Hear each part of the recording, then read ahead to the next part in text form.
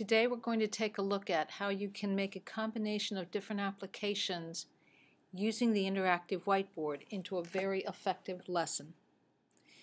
Mr. Soto just completed a unit on the Middle East. As an enrichment activity to finish off that unit, he is going to be utilizing a wiki, Twitter, trend mapping, Scribble Maps, Google Translator to bring some closure to his unit, along with using the interactive whiteboard. So let's take a look at what he has set up. He's going to start out with this wiki that was created and start with an introductory statement, which you see right here on his map. And this map is an embed. He created the map in Scribble Maps, which is a Google product, real easy, free, can be used for a wide variety of uses if you do anything with any kind of mapping, or you want to identify different things that happened across the world in your particular curriculum. Some very unique things that you can do with this. So what he did was, in Scribble Maps, and I'm going to jump over to that screen right now, he inserted all of these little markers. And on each of the markers, you can create or edit. Now they're already there, so the box is already. He titled it, and then you can put some information in about it. So for right now, I'm just going to take that one out. That was there. Actually, we'll leave that there for now. Put that back there. Okay. So what he's going to have the students do is he'll start off on the wiki, and he'll be talking about these 2 points to open the lesson. And again, keep in mind the students have just completed this unit, so they're familiar with the terminology and the different countries and so forth that he'll be talking about. So he'll talk a little bit about these 2 points. He'll be up at the board and he'll be tapping on these boards, and he'll talk about, well, you remember what we talked about, what can you remember about Syria, and what can you tell me about Iran, and what has happened, and where they're at right now, and what kind of things are happening. Okay? So you can click on the different flags and they'll talk about different things. Then he's going to say, okay, how about if you tell me what you know is happening right now? So he's going to send them over to the fact finding. Now, each student group, and groups will be, he's going to group the students in like pairs of 2 or 3, and each group will have an iPod Touch and a laptop. And what they're going to be doing is each group will be given 2 countries. And for those 2 countries, they have to pick one statement. Each student has to pick a different statement. And they have to find something that supports that statement about their country. So if I were assigned Israel, I would look for some type of statement that supports the fact that they have seen massive social upheaval. Okay, so the person on the iPod Touch opens up the browser and Googles Israel massive social upheaval. See what they can find. Well, when I Googled it, this is what I found. It said Palestine and Israel conflict is a result of each side believing a different version of the same history. And they just can't agree on that. And so therefore, that is a huge reason why they have massive social upheaval. Okay? So what the students will then do with that, once they find that fact, they're going to come back here. But rather than this map on the wiki is not interactive, so we made a link right here that takes them to the live map. We'll get them all logged in with a generic username and password, so it gets them to the same map, and then they'll be able to come in here and click. If let's say they were assigned Syria, they would click on Syria, they would click on the pencil, and they'd type in their fact, like my fact. Okay, they would save that fact. Now, the program is set that it automatically saves every 5 minutes, but if they don't want to wait that long, they can actually go to menu and click on Save this map, save again, and OK. And we're all good, so now we can close that. And now if I go back here and I refresh my screen, it automatically will refresh the screen here. So if I click on Syria, there's my fact automatically showing up. Now here's what's going to happen. The students will have several minutes to go out, find their facts, and go to Scribble Map on the laptop and get their information typed in their particular bubble. Okay? When Mr. Soto calls them back together, he will go up to the interactive whiteboard from the wiki. And he'll be right here on the wiki. He'll be clicking and saying, what have you found about Oman? Oh, look, so-and-so has this fact here. So all the facts now will show up here in this block, whatever the students put in. So he can do a discussion and a give and take with the students about the types of facts that they put there and how it related to what they learned throughout the unit. Okay? Then he's going to move on to another new issue, not necessarily new, but one of the things that they did on a regular basis was to look at current events. Well, current events is all good and well, but can you trust the information that you're hearing? And how well can you trust, and who can you rely on? So what he's going to have them do is they're going to go out to a service called Trends Mapping. Now, Trends Mapping, and I'm just going to jump over, well, maybe I thought I had the screen open. Yes, I do. It's right here. Sorry.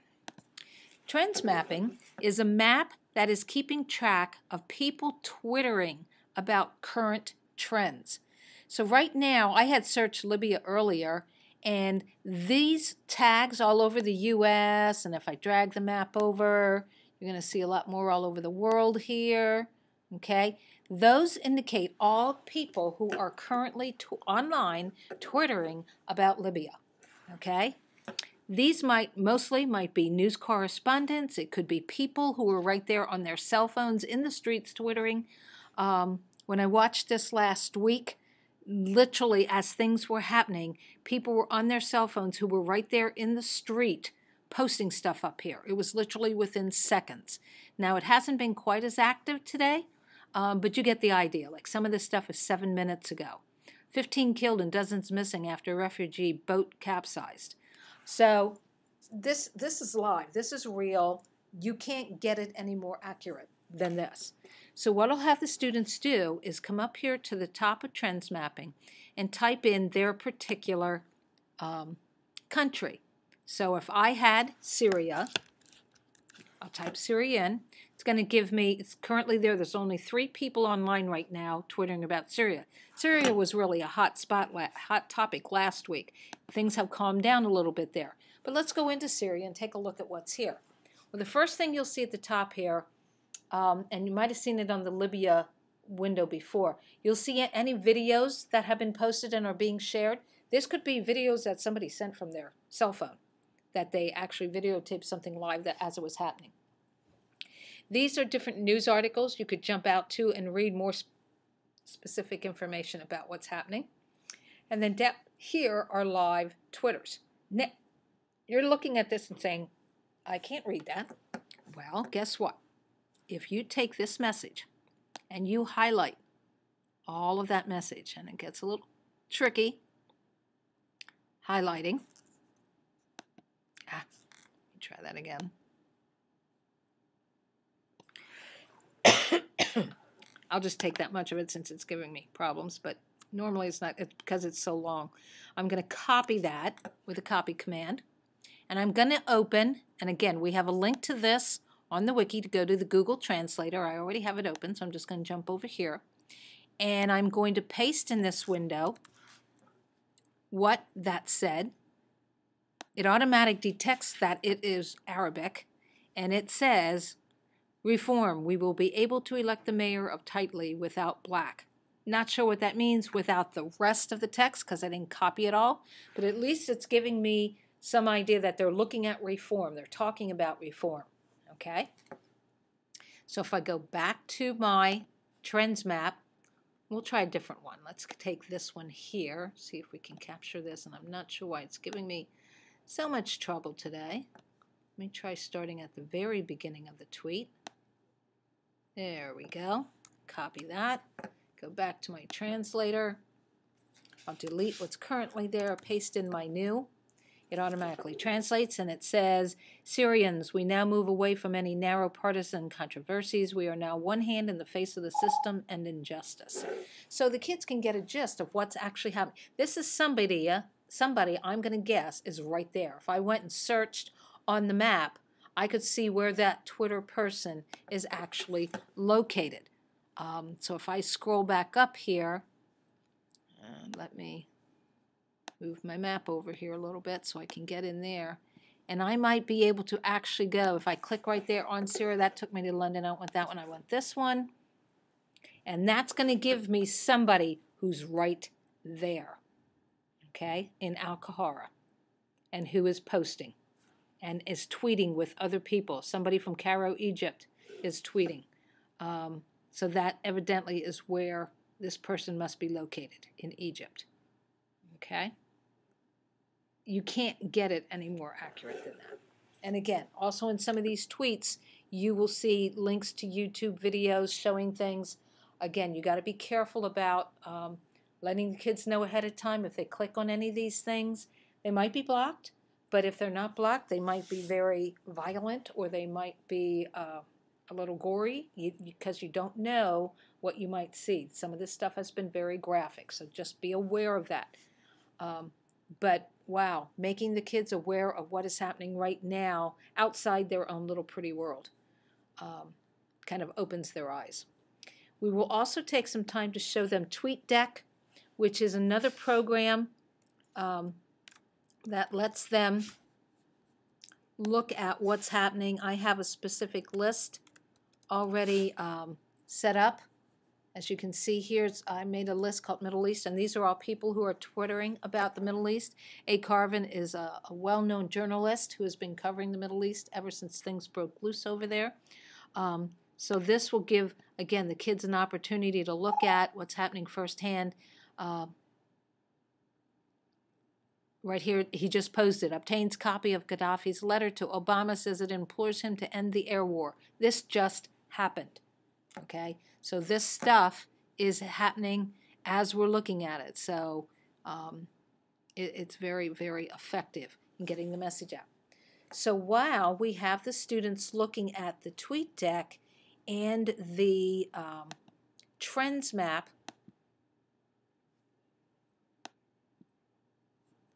we are going to ask them to have a piece of paper handy, several pieces of paper, and as they're reading their different, oops, sorry about that, as they're reading their different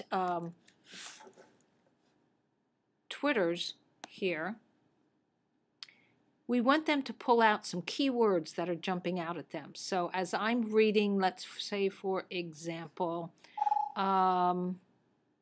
here, Benghazi Free Radio Internet Streams. Send this to Libyans abroad who want a taste of freedom and Benghazi. So to me, freedom, or a taste of freedom. I'd write that down, taste of freedom. Maybe in the next one, Gaddafi has directly appealed to Barack Obama in a letter to halt the NATO campaign. I'd be writing down Gaddafi, I'd be writing appealed, I'd be writing down Obama, maybe NATO campaign. Whatever I see as keywords in that particular tweet. So as these kids are reading the tweets, we're also asking them to kind of zero in on things that are important. Now keep in mind, as they're looking at these, they're looking at the country that they were working with. They're not all looking at just Libya or just Syria, etc. They're looking at all the different countries. As they're jotting those notes down, Mr. Soto and I will move around the room and collect those pieces of paper, and we're going to take them up front to Mr. Soto's student teacher, who's going to be sitting on another computer with Wordle open, and she's going to type all the words that the kids have jotted down. She's going to type them into Wordle. And then once we have given the kids enough time to read through some of this stuff, we're going to then take her computer and plug it into the projector and bring it up on the screen. And then on Wordle, and I can't show you that because we're not live, but on Wordle, it will show up here on the screen in a big word cloud with all of those words. Now, if you're not familiar with Wordle, what Wordle does is the more often a word appears, the more often it was typed in, the bigger it is. So now, Mr. Soto will be able to do closure to this lesson by saying, okay, let's take a look at this word cloud. And look at how big the word democracy is. Look how big the word freedom is, or whatever other words in the map are popping out. And as he touches them on the interactive whiteboard, they actually will highlight, and they kind of come out three-dimensionally, so that he can make a point and kind of show the continuity about what they've been studying and what's happening currently in the Middle East to all of these countries, and the consistency between all the countries and what all of their people are feeling the same thing. So In this lesson, he has brought together a variety of tools to use, has the kids interacting with those tools, and at the same time he interacting with the class utilizing the interactive whiteboard.